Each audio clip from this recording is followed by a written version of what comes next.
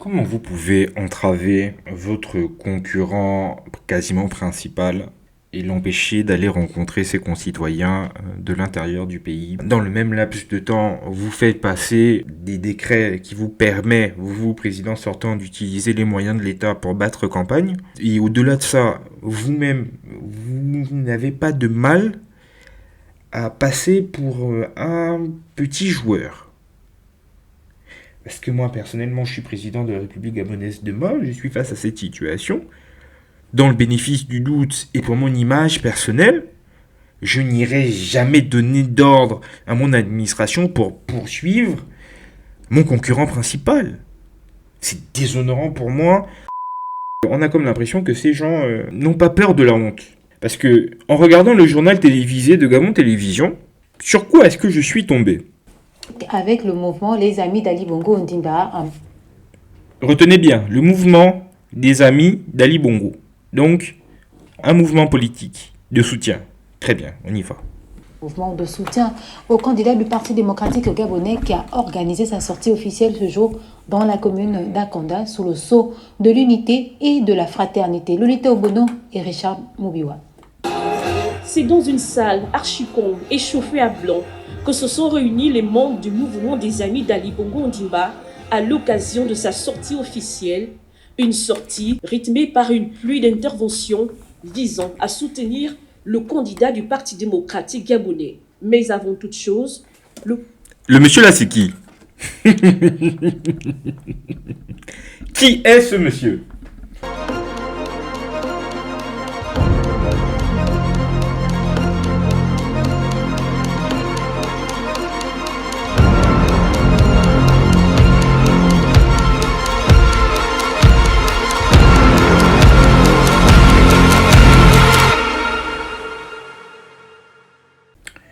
Aïe, c'est votre GSW. On est réunis à nouveau pour parler de politique gabonaise principalement. Pour tous mes abonnés qui sont là pour l'actualité géopolitique et les analyses, ne vous inquiétez pas, bientôt la fin. L'élection est prévue donc ce samedi, le 26 août. Il va donc y avoir des présidentielles législatives et locales. Donc pour ceux qui vivent au Gabon et pour ceux de la diaspora, ce ne seront que des élections présidentielles. Donc nous allons voir ensemble l'actualité de la campagne présidentielle. Il s'est passé pas mal de faits de campagne entre le début de la semaine et aujourd'hui. Donc nous allons passer en revue aussi bien l'actualité au sein de la majorité, donc majorité sortante, ainsi qu'au sein de l'opposition. Quelquefois c'est entremêlé. Il y a eu par exemple une pseudo-conversation entre le candidat consensuel Albert Ondaoussa et Alexandre Barraud-Chambrier. C'est même passé d'ailleurs à la chaîne nationale, au journal de 20h. Il y a eu une déclaration du président de la République. Le candidat consensuel s'est rendu à l'intérieur du pays pour pouvoir battre campagne. Il a même été entravé. Nous allons donc voir tout cela ensemble. N'hésitez pas à me dire ce que vous en pensez, comme d'habitude, que ce soit dans les commentaires ou si vous souhaitez venir me suivre sur les réseaux sociaux et qu'on puisse discuter en privé, c'est également possible. Ce sera donc SW Decrypt, aussi bien donc sur Facebook, Instagram, Twitter et dernièrement TikTok. D'ailleurs, vous me faites rappeler que je dois mettre à jour le petit visuel pour pouvoir ajouter TikTok, vu que c'est un réseau social que j'ai attaqué il n'y a pas si longtemps que ça. Donc sachez que vous pouvez également me suivre là-bas, il y a du contenu spécial qui est posté donc sur ce canal. Je vais arrêter de faire ma pub, vu que la vidéo va être relativement chargée. On va y aller dès à présent. C'est parti.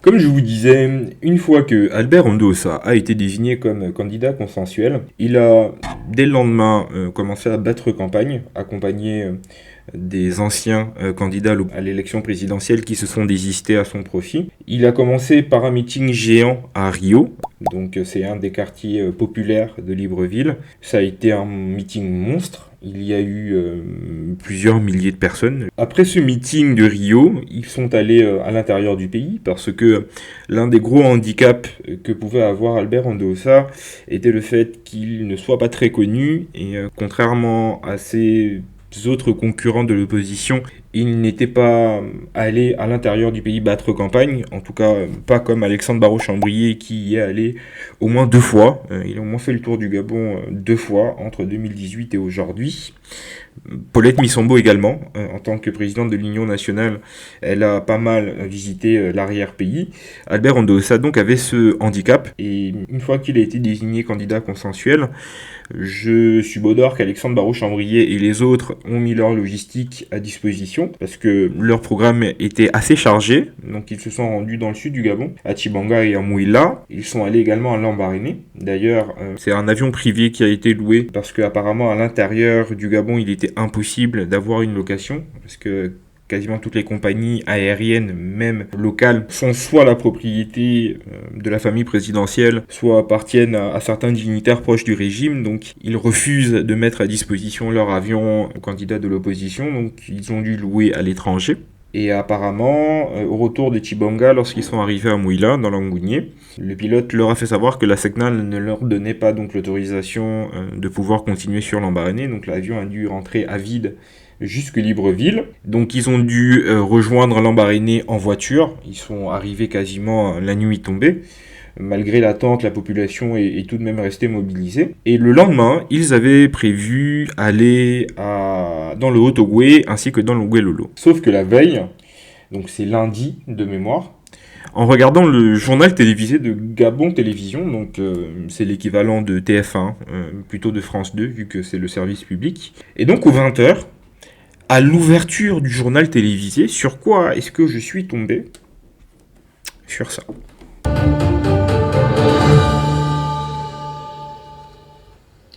Ravi de vous retrouver sur Gabon Première pour votre principale édition d'information. Mesdames, Messieurs, bonsoir, bienvenue à tous. À l'ouverture de ce journal, une information qui nous parvient à l'instant, au moment où la campagne Basson. Oui, dès l'ouverture, hein. Ça doit faire 56 secondes que le journal a commencé. Ça commence par ça. Plein dans le pays, une conversation privée entre Alexandre Barraud-Chambrier et le professeur Albert Ondossa se retrouve sur les réseaux sociaux. Les deux hommes planifient la prise du pouvoir avec l'aide du président français Emmanuel Macron. Nous vous proposons d'écouter un extrait de... Déjà 2 choses. Qu'est-ce qu'une conversation privée fait au journal de 20h ? Gabon Télévision est devenu Congossa News, où c'est un forum WhatsApp où on se transfère les notes vocales. Enfin, je comprends pas. Ça, c'est 1. 2. Elle vient d'indexer le président français. Diplomatiquement, c'est tendancieux. J'ai même envie de dire c'est grave. Moi, je suis président de la République française. Dans un contexte comme celui-là, je ne vais pas hésiter à rappeler quand même à minima mon ambassadeur, parce que mon nom ne se retrouve pas dans des histoires qui n'ont ni queue ni tête. C'est bizarre. Et je ne pense pas que la rédaction de Gabon Télévision, voire même le PDG de la chaîne, n'ait pas eu son mot à donner dans ce genre de choses. Parce que, est-ce que c'est authentique ? D'où est-ce que ça provient ? On ne nous dit quasiment rien. Qu'est-ce qui nous indique que c'est bien leur voix qu'on va entendre ? Il y a quand même beaucoup de questions. Et pour des journalistes, honnêtement, c'est délicat. Cette conversation.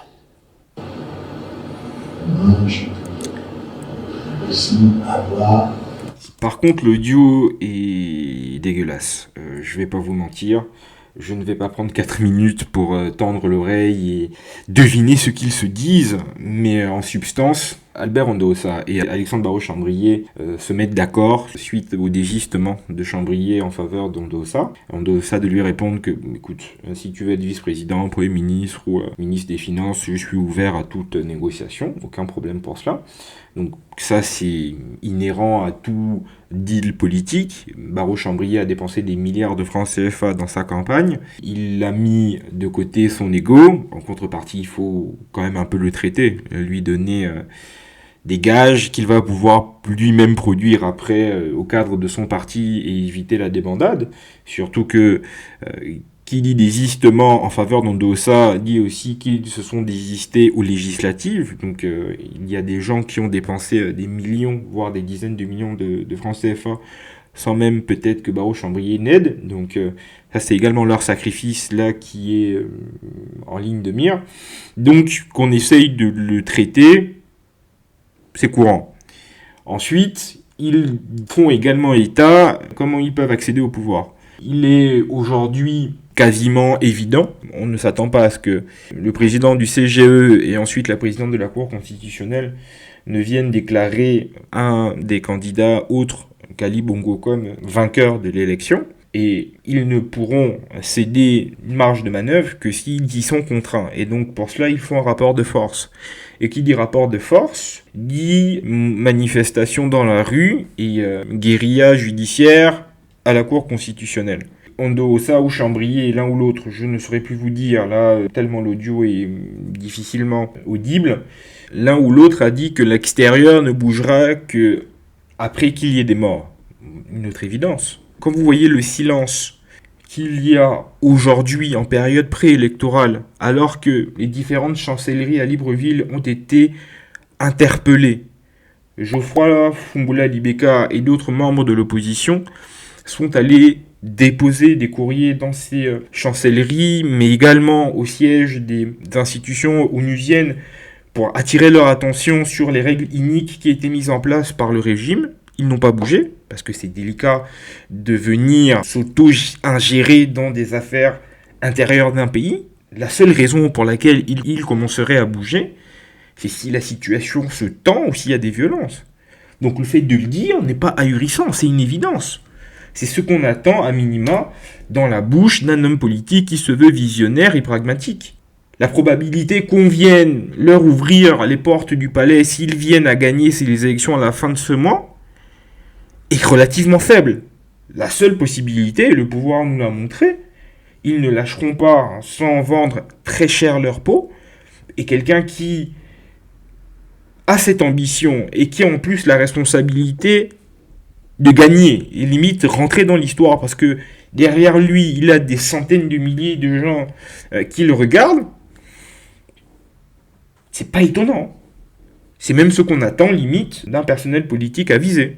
Et à la suite de cette intervention, de cet audio qui a leaké à la fois sur les réseaux sociaux et au journal de 20h de Gabon Télévision, le président de la République, Ali Bongo, dans une causerie à Akanda, dans la périphérie de Libreville, s'est lui-même exprimé. On va regarder ça ensemble. Ça aussi, le son est un peu dégueulasse, hein, mais je vais essayer de mettre le maximum.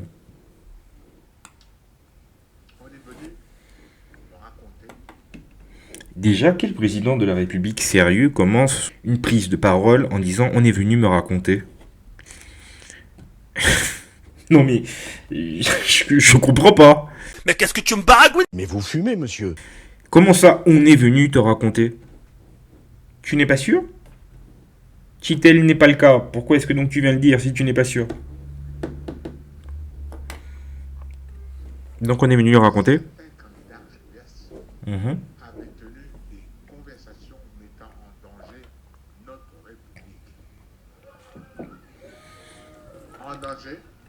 Parce que ils veulent prendre votre place, c'est mettre la République en danger. Ok. D'accord. Nos enfants, écoutez-moi bien. Moi, Ali Bongo Ondimba, fils d'Omar Bongo Ondimba. Pourquoi il a besoin de repréciser sa filiation? Parce qu'on en doutait? Fils d'Omar Bongo Ondimba, homme de paix. Jamais, jamais, jamais, je ne permettrai que des intrigants, pour des raisons de conquête personnelle, s'allient à des pouvoirs étrangers pour venir détruire la paix dans notre pays. Je répète, moi je suis Emmanuel Macron, je suis indexé de cette façon, à minima, mon ambassadeur est rappelé. Bien montrer que je ne tolère pas que mon nom soit associé à des bêtises pareilles. En 2009, quand Ali Bongo accède au pouvoir, il le fait grâce au soutien de Nicolas Sarkozy, président de la République française. Quand il s'agissait d'appeler une puissance étrangère pour lui permettre d'accéder au pouvoir, aucun problème. Mais le fait que des opposants à lui aient peut-être des relais dans ses palais présidentiels, et encore j'en doute, par contre ça cause problème. Je ne vais pas dire plus que c'est inconséquent, j'ai juste m'arrêter là. J'ai pas envie d'être trop piquant, voire trop méchant avec les propos du chef de l'État, mais il n'y a rien qui va dans cette prise de parole. Il n'y a absolument rien qui va. On est venu me dire, tu parles des candidats qui sont opposés à toi, tu les traites d'intrigants, rien que ça, c'est un qualificatif, on va dire juste péjoratif, il aurait pu s'en passer. Et donc, en plus, dans la même phrase, tu menaces le président de la République française. Après, vous me direz, c'est un peu dans l'air du temps. Quand vous voyez ce qui se passe au Niger, Burkina, Mali, Guinée-Conakry, bon oui, ok, mais le seul problème, c'est que quand c'est comme ça, il faut que tu aies les moyens d'état politique, et je doute qu'Ali Bongo soit en position de force et puisse se permettre ce genre de choses. Et après cette prise de parole du chef de l'État sortant, il y a eu, le soir même, toujours au journal de 20h, le procureur de la République qui a pris la parole pour dire ceci. Depuis 24 heures, un enregistrement audio circule avec insistance sur les réseaux sociaux au Gabon. Il provoque une très vive émotion en raison de son contenu choquant à plus d'un égard. Cet enregistrement d'une 20aine de minutes serait une conversation entre deux hommes politiques candidats à l'élection présidentielle du 26 août prochain. Dans cette conversation, il est tenu à plusieurs reprises des propos particulièrement graves qui laissent présager une atteinte à la sûreté de l'État. Eu égard à ce qui précède, et concomitamment à un communiqué de la plateforme Alternance 2023 daté du 21 août 2023, le parquet de la République a ouvert une enquête. Je souris parce que, pour qui suit un peu la politique gabonaise, c'est que quand le pouvoir est gêné aux entournures, il ne réagit que de cette manière-là. C'est le seul process, j'ai l'impression qu'ils connaissent, lorsqu'ils se sentent fébriles, voire menacés. Je dis ça et je fais appel à votre mémoire. Rappelez-vous 2009 et André Maobam, qui a été donc l'un des fils spirituels d'Omar Bongo, un des frères de l'aide Ali Bongo. Ils ont cheminé ensemble depuis quasiment leur âge de 25 ans. Et donc, c'est les deux piliers sur lesquels Omar Bongo s'appuyait. Enfin, j'allais dire les trois, puisqu'il y avait Pascaline, Ali et André Maobam. Et un mot, lorsqu'il a réussi à faire en sorte que plusieurs candidats se désistent en sa faveur, il a fait la tournée des palais présidentiels de la sous-région. Et donc, il était propriétaire d'une chaîne de télé dans laquelle travaillait un de ses journalistes stars, Francis Alain Ouabo, qui l'a accompagné dans ce déplacement. Le palais présidentiel a fait savoir que André Maobam est allé récupérer de l'argent et des armes en Guinée équatoriale et au Cameroun et qu'il menace la sûreté de l'État. Et Francis Alain Ouabo était venu confirmer en disant que ça s'était fait en sa présence. En 2016, lorsque Jean Ping a été déclaré candidat consensuel de l'opposition, après que Alexandre Barrault-Chambrier, Nguizumba Ndama ainsi que Casimir Oyemba se soient désistés en sa faveur, on lui a sorti après l'élection une histoire qu'il a embauché un informaticien / hacker ivoirien qui était censé truquer les résultats, voire les PV de l'élection présidentielle. Sauf que, au Gabon, les PV sont encore papier. Comment voulez-vous hacker du papier ?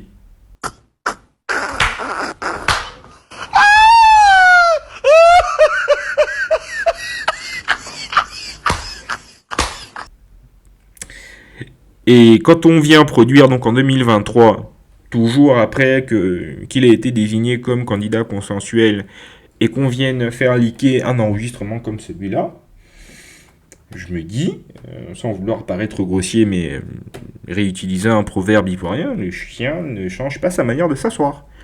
C'est la seule réponse qu'ils savent donner à une problématique comme celle-là. Et vu que Albert Ondossa a eu une interview à TV5 Monde hier, donc mardi 22 août, et la journaliste de TV5 n'a pas voulu produire l'audio en le recevant, parce que l'authenticité n'était pas connue, la traçabilité inconnue également. On va pas dire qu'elle faisait mieux son travail que Gabon Première, mais c'est la probité et l'intégrité qu'on attend d'une journaliste. Monsieur Ondouansa, hier soir, le journal de 20 heures de la télévision nationale a diffusé en ouverture un enregistrement présenté comme une conversation entre vous et votre allié, Alexandre Barraud-Chambrier.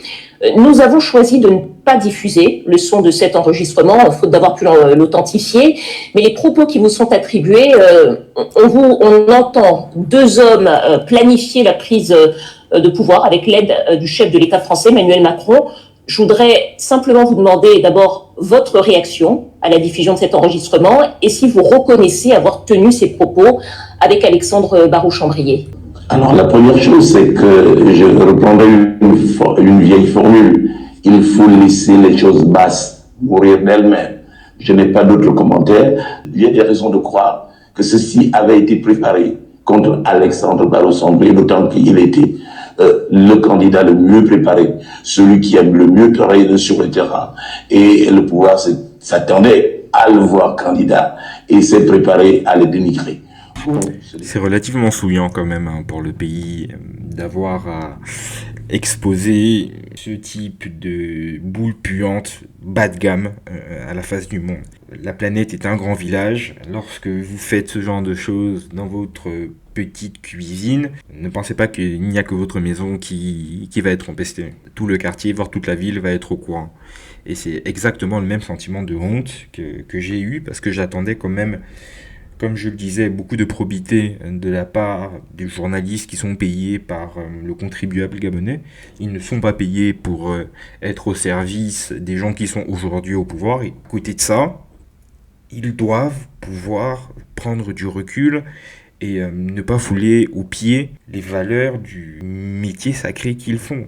Très déshonorant à la fois pour leur maison, Gabon Télévision, mais également pour le pays. Maintenant que j'y réfléchis, la non-réponse de l'Élysée, ne cherchant même pas à s'expliquer, et même souillant encore plus pour le régime, parce qu'on n'a même pas à vous répondre, c'est tellement des bêtises qu'on ne va pas descendre à ce niveau-là. On a d'autres dossiers au feu là. Il y a l'Ukraine, il y a l'Asie du Sud-Est, avec Taïwan, donc bon, vous êtes bien gentil, mais on n'a pas le temps. Et voyant que à l'international, ça bougeait pas des masses, ils ont fait en sorte d'avoir leur Francis Alain Gbagbo de 2023. Et donc on a eu cette vidéo qui a été faite par le soi-disant journaliste qui est à l'origine de ce leak. Bonjour à tous, en fait je prends la parole pour dire que l'audio qui circule sur les réseaux sociaux en ce moment, c'est moi qui l'ai enregistré. Nous avons été invités le 17 août au siège de Réagi pour faire un reportage sur la désignation du candidat unique de l'alternance 2023. Donc quand nous avons été invités là-bas, quand nous sommes arrivés, nous étions plusieurs journalistes, le responsable de porte-parole de l'alternance 2000 nous a mis dans une salle parce que les membres étaient en conclave dans la grande salle, dans le salon. Et à un certain moment donné, quand ils nous ont mis dans une salle, il y avait plusieurs journalistes dans cette salle-là. Il y a le président Jean-François Obiang qui est venu avec le président Chambrier et le président Dossa pour nous dire sortez. Ces deux-ci vont. Son body language est bizarre quand même. Je veux pas dire, mais ça m'interpelle un peu. On sera en huis clos et puis vous allez revenir. Bon, et quand ils sont arrivés, nous étions en train de tester le matériel parce qu'on s'attendait à aller enregistrer directement dans la salle. On était prêts, le matériel était allumé. Donc quand il est venu, le président Jean-François nous dit sortez, je laisse le président Chambrier et le président Ondossa se concerter à huis clos. Donc nous sommes sortis de façon précipitée, nous sommes allés à l'extérieur et on a laissé le matériel qui était allumé dans la salle. Et le matériel a tout enregistré ce qu'ils ont dit. Mais nous, quand on a filmé, et moi, au moment où je suis rentré à la maison, quand j'ai commencé à dérocher les images, j'ai entendu quelque chose de très surprenant que je n'avais pas enregistré de façon appropriée. Mais ce qui m'a heurté dans cette situation, c'est que j'ai entendu J'ai entendu la catastrophe et ça m'a posé cas concernant. Ces vidéos-là, je les ai prises, je les ai envoyées à des confrères pour dire écoutez aussi ce que j'ai écouté. Je suis allé au siège de Réagi, voilà ce qui s'est passé. et l'audio, parce qu'en fait la caméra était fermée, donc ça m'a enregistré que l'audio, ça s'est retrouvé sur les réseaux sociaux. Moi, ça m'a posé interprétation. Voilà, et je tenais vraiment à dire que cet enregistrement, c'est moi qui l'ai fait, et de façon inadvertante, ça a dû heurter beaucoup de gens, je vois ce que ça soulève. Et j'avais été appelé, je rappelle, pour le cas de l'AFP, j'étais avec mon collègue Thomas Propalo, voilà, nous étions ensemble. Voilà. Plusieurs choses. Dans le code déontologique des journalistes, ça c'est permis. Donc, tu enregistres, encore tu dis ce n'était pas volontaire, il y a eu une situation qui a fait qu'on a dû partir rapidement sans enregistrer que le son. En dérushant, je me suis rendu compte que ça avait enregistré la conversation.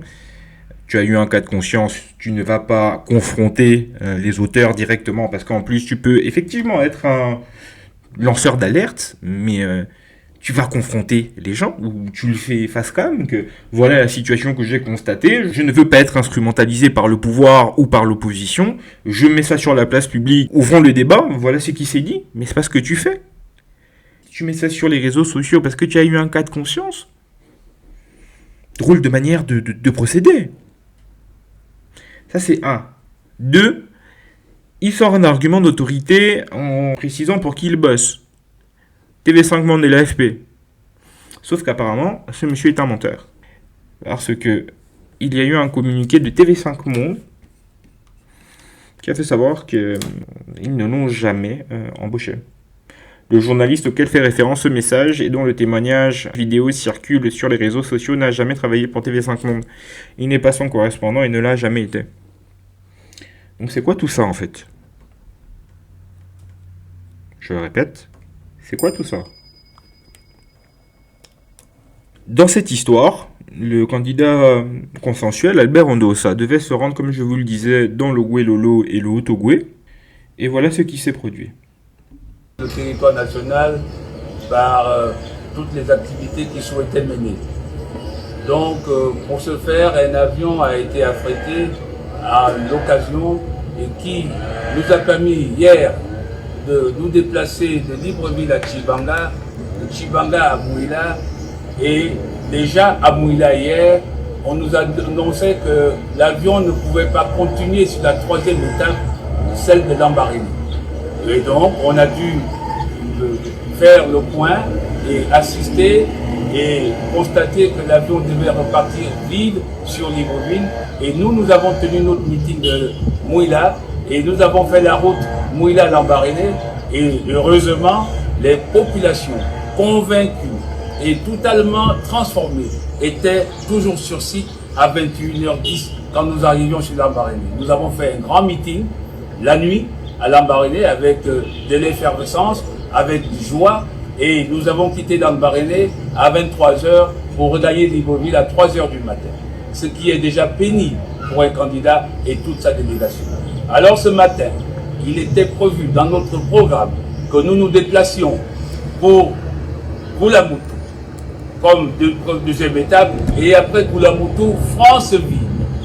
Et nous sommes au regret, il est 12h05, nous devions décoller à 9h, l'avionneur, nous avons attendu, vient de nous annoncer qu'il n'a pas les autorisations de décollage et qu'il quasiment, il ne peut pas décoller. Donc nous comprenons aisément qu'il y a un délit de démocratie dans ce pays. Comment vous pouvez entraver votre concurrent quasiment principal et l'empêcher d'aller rencontrer ses concitoyens de l'intérieur du pays? Dans le même laps de temps, vous faites passer des décrets qui vous permettent, vous, président sortant, d'utiliser les moyens de l'État pour battre campagne. Et au-delà de ça, vous-même, vous n'avez pas de mal à passer pour un petit joueur. Parce que moi, personnellement, je suis président de la République gabonaise demain, je suis face à cette situation. Dans le bénéfice du doute et pour mon image personnelle, je n'irai jamais donner d'ordre à mon administration pour poursuivre mon concurrent principal. C'est déshonorant pour moi. Il pensait donc faire en sorte qu'il ne puisse pas aller dans le Goué-Lolo, mais regardez le niveau de développement d'un pays pétrolier depuis 60 ans. C'est de la poussière partout, des cases, on dirait qu'on est encore à l'ère coloniale.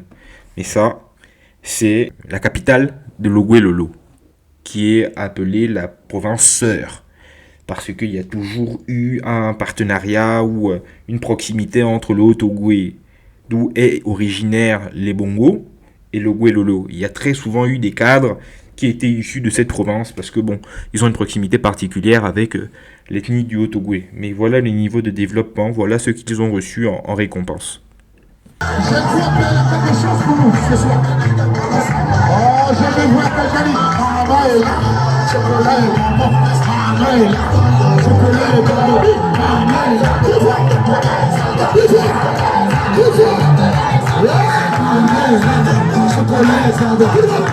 là. Paulette Missambo, j'adore cette femme. Animal politique par excellence, et elle est un peu la reine chez elle. Bref, ça c'était mon sentiment personnel. Après Paulette Missambo, Raymond Donsima, qui était chargé d'aller faire campagne dans le Walentem, a fait ce petit message de campagne. La campagne se mène sur le terrain, pas dans les bureaux, pas dans vos maisons. Il reste encore 3 jours, mobilisez-vous et descendez sur le terrain. Faites le nécessaire pour occuper les gens, pour expliquer vos positions, au lieu de rester à attendre sur place. Mobilisez-vous. Nous avons choisi de soutenir Albert Ondossa. Mobilisez-vous pour aller expliquer aux gens que c'est le candidat que nous portons pour l'élection. Niveau comme aussi bien Chambrier que Donsima vers la fin de la campagne, il n'y a rien à dire. Surtout quand on sait qu'ils n'ont pas les mêmes moyens que le pouvoir. Je les ai pas mal critiqués au début de ce scrutin électoral, mais chemin faisant, il faut reconnaître qu'ils ont quand même du mérite. Et donc ils sont allés battre campagne malgré les entraves que le pouvoir a essayé de mettre sur leur route. Et donc aujourd'hui ils étaient à Port-Gentil, de mémoire. Et ils doivent finir donc sur le Walentem, Oyem et Mivoul, donc Mivoul, la ville natale d'Albert Ondossa. Concernant les difficultés de la diaspora de pouvoir voter, il y a eu pas mal de messages sur les réseaux sociaux. Là, par exemple, c'est les Gabonais du Gabon au Ghana. Le Ghana a décidé de se réunir au consulat honoraire du Gabon au Ghana. Simplement pour dire à nos autorités que nous ne sommes pas d'accord. Nous ne sommes pas d'accord avec les réformes que vous avez eu à prendre, c'est-à-dire supprimer le bureau de vote du côté du Ghana. Lorsqu'on regarde un peu les statistiques, c'est-à-dire en termes d'enrôlement, le Ghana fait partie des pays ayant le plus ou moins enregistré un bon nombre de Gabonais conséquents. Aujourd'hui, lorsqu'on regarde en termes de communauté, le Ghana aujourd'hui fait partie des pays avec une grande communauté gabonaise. On se demande bien pourquoi les bureaux de vote ont été supprimés au Ghana. De cette situation, on a même envie de se demander si ceux qui vivent à l'étranger ne sont pas des Gabonais de seconde zone. Parce qu'un pays qui se respecte et un pays qui se veut démocratique par excellence ne peut pas prendre le parti de s'asseoir sur l'expression de vote de ses enfants. C'est pas possible. Chacun doit donner son avis sur les gens qui doivent diriger le pays sur les 5 prochaines années. Heureusement qu'il y a eu une mobilisation, parce que là, ça a été le Ghana, mais il y a également eu la Côte d'Ivoire, il y a également eu la France, donc là c'est Marseille, par exemple. En représentation de notre pays à Marseille, pour venir revendiquer notre devoir de vote. Cette fronde qui a été relayée par les membres de la société civile comme des personnalités publiques comme Maïs Mouissi a fait en sorte que le CGE, donc le Centre Gabonais des élections, recule. Ils ont réouvert donc plusieurs bureaux. Donc Dakar par exemple, 5 bureaux de vote, Rabat également, Malabo avec autorité sur Bata, Brazzaville sur Pointe-Noire. On réouvre 2 bureaux à Yaoundé qui aura donc autorité sur la juridiction de Douala, Cotonou, Lomé. En France, Londres va avoir un bureau de vote ouvert en plus, Paris 11 bureaux de vote, ceux pour les juridictions de Rennes, Lille, Nantes et Strasbourg. Concernant le sud, ce sera donc Bordeaux qui centralisera les villes de Lyon, Marseille, Toulouse et Montpellier. Bon, c'est une avancée, heureusement d'ailleurs, mais il faut avouer que malgré cette avancée, ça reste tout de même un recul, parce que il va y avoir des gens qui ne feront pas le déplacement pour ces villes. Il va y avoir des gens à Lille, à Rennes, à Nantes qui n'iront pas voter à Paris.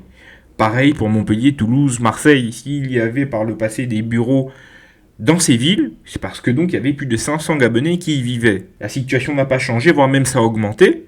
Et très peu de gens là où il va y avoir les retours de vacances, où il va y avoir la rentrée à préparer, ils ne vont pas vouloir budgétiser des fonds pour aller voter. Quand bien même ils sont patriotes, quand bien même ils veulent le faire. Et rien que ça, c'est grave. Parce qu'on se demande où va l'argent de ce pays, en fait. 100 milliards de francs CFA ont été alloués à cela. Et on a dû tempêter pour pouvoir voter. On va le faire, mais que ça ne se renouvelle pas. Dans les années à venir, on veut revenir à la situation qu'on a connue précédemment. Si vous êtes un grand pays et que la démocratie est importante pour vous, on voudrait le voir dans ce genre de décision. Et pour terminer, je suis tombé toujours grand amateur de journal télévisé.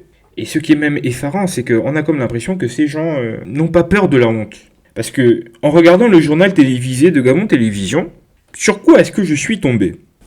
Avec le mouvement Les Amis d'Ali Bongo Ondimba.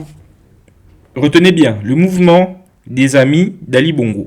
Donc, un mouvement politique de soutien. Très bien, on y va.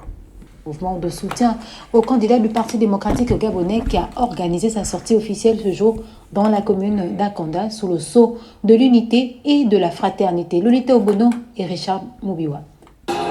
C'est dans une salle archi-comble et chauffée à blanc que se sont réunis les membres du mouvement des Amis d'Ali Bongo Ondimba à l'occasion de sa sortie officielle, une sortie rythmée par une pluie d'interventions visant à soutenir le candidat du Parti démocratique gabonais. Mais avant toute chose, le monsieur là, c'est qui?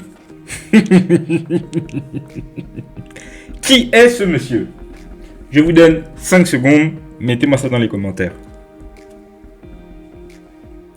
Ce monsieur s'appelle La Mombo.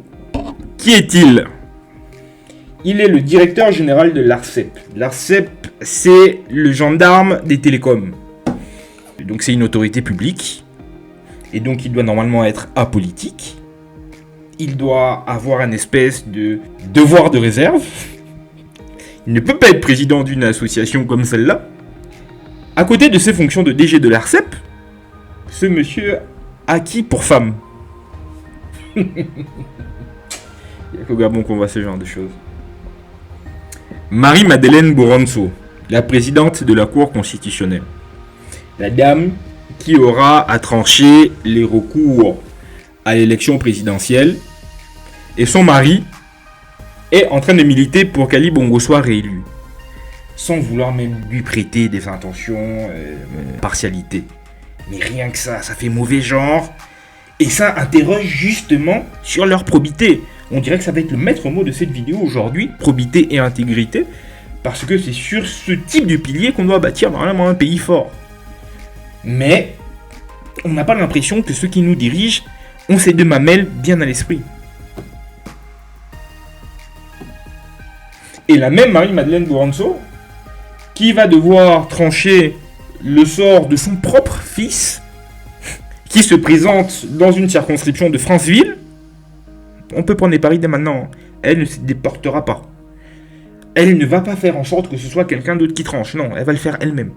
Après, vous me direz, elle est présidente de la Cour constitutionnelle, mais celui qui se présente aux législatives à Franceville, son père c'était qui? Omar Bongo, qui a été président du Gabon quand elle a été présidente de la Cour constitutionnelle. Ce qui fait que le président de la République actuelle, Ali Bongo, est un de ses enfants. On a vraiment l'impression qu'on est dans une république bananière. On va conclure donc la vidéo sur cette pépite. N'hésitez pas à me dire ce que vous en avez pensé. Bombardez-moi les commentaires. Partagez la vidéo si ça vous a plu. Mettez-moi un like. Et je vous dis donc à plus tard dans la semaine pour un prochain contenu. C'était votre gars SW. Peace out.